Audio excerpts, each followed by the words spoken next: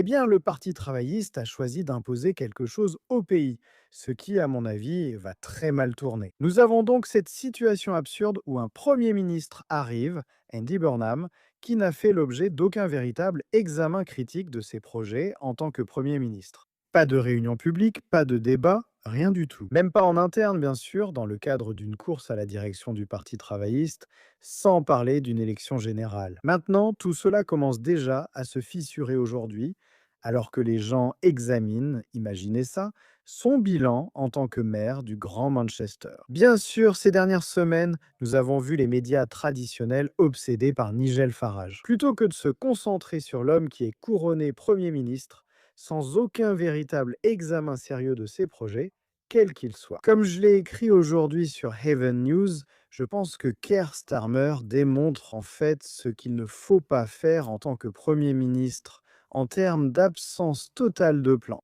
Et je dois dire qu'aujourd'hui, il avait l'air totalement délirant. Mon travail est terminé. En 6 ans et demi, j'ai pris notre parti après une défaite historique. En 2019, je l'ai transformé pour qu'il soit prêt à se présenter devant le pays et j'ai remporté une victoire écrasante aux élections générales de 2024. Depuis lors, ce fut le privilège de ma vie de vous servir, vous et ce grand pays, en tant que Premier ministre. Et je suis convaincu que la Grande-Bretagne est aujourd'hui plus forte et plus juste qu'elle ne l'était il y a 2 ans. Notre économie est plus forte. Nos services publics s'améliorent avec la plus forte baisse des temps d'attente depuis 17 ans. Des enfants sortent de la pauvreté chaque jour. L'immigration a considérablement diminué. Notre défense et notre sécurité sont bien plus solides et notre réputation internationale est grandement renforcée. Écoutez, Nigel Farage appelle aujourd'hui à des élections générales parce qu'évidemment, Andy Burnham arrive avec tous ses projets, tous ces changements qu'il veut apporter. Pendant ce temps, les conservateurs, aussi lâches que jamais, ne semblent pas vouloir d'élections générales. N'est-ce pas pathétique de la part d'une soi-disant opposition de dire cela?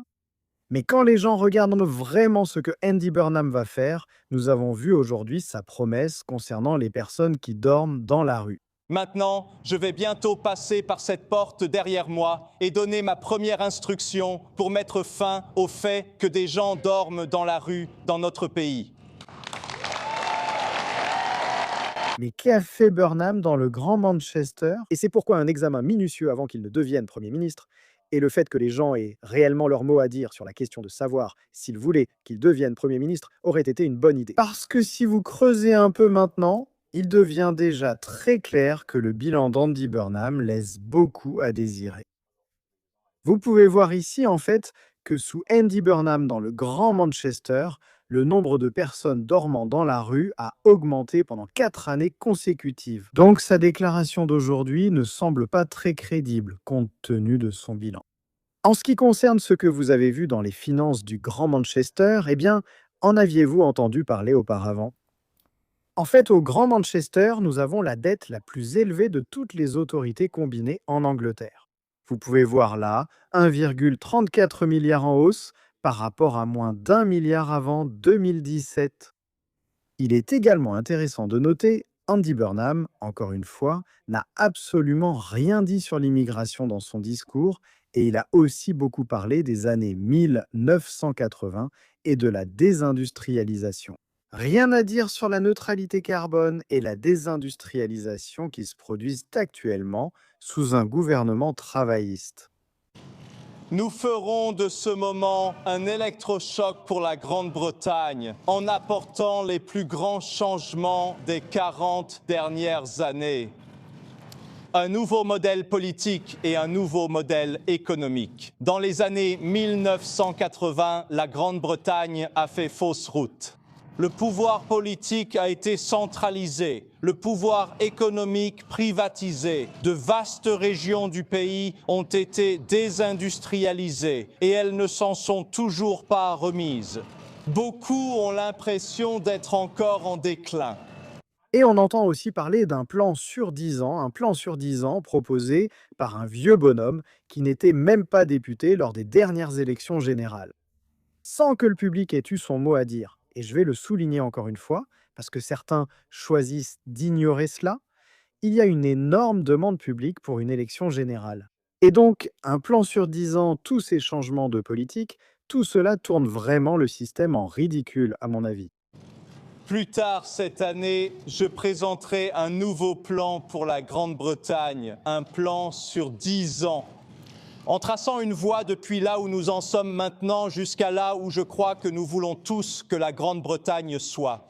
D'où que nous venions, quel que soit le parti que nous soutenons.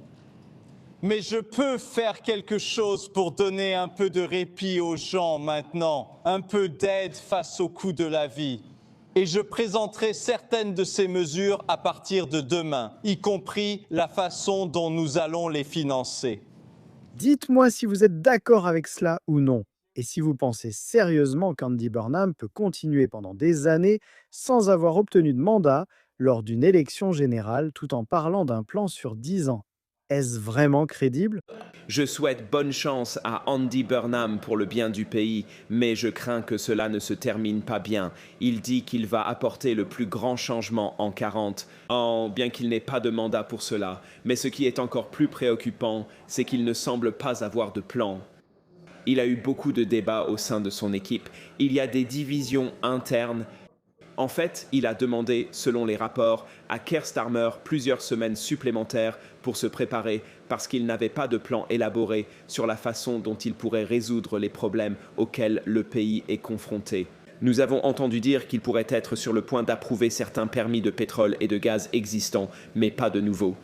Il dit qu'il est préoccupé par le coût de la vie, mais il a en fait déclaré qu'il allait augmenter les impôts des gens. Et par le passé, il a proposé 38 milliards de livres sterling de hausse d'impôts supplémentaires. Il doit clarifier s'il va les appliquer ou non, sinon il y aura une énorme incertitude dans les semaines et les mois à venir. On a l'impression que ce sera encore la même chose, alors que le pays réclame un vrai changement en ce moment. Oui, vous voyez, Andy Burnham n'a pas de plan. Je veux dire, cette déclaration pourrait être dépassée demain parce qu'il dit qu'il va présenter un plan sur 10 ans.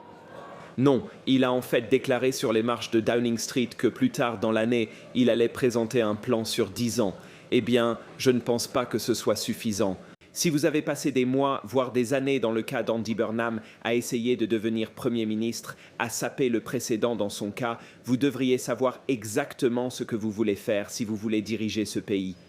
Et il n'y avait aucune preuve de cela dans ce qu'il a dit sur les marches de Downing Street, qui n'était vraiment qu'un ensemble de platitudes, de slogans, de paroles creuses. Le pays est actuellement dans une position très périlleuse. Nous avons des salaires qui stagnent, un chômage en hausse, en particulier chez les jeunes. Nous avons l'immigration et les petites embarcations qui restent hors de contrôle. Et il était très frappant qu'Andy Burnham n'ait même pas mentionné cela sur les marches du numéro 10. Vous avez des usines qui ferment à cause des politiques folles de neutralité carbone d'Ed Miliband. Que va-t-il faire pour résoudre ces problèmes ?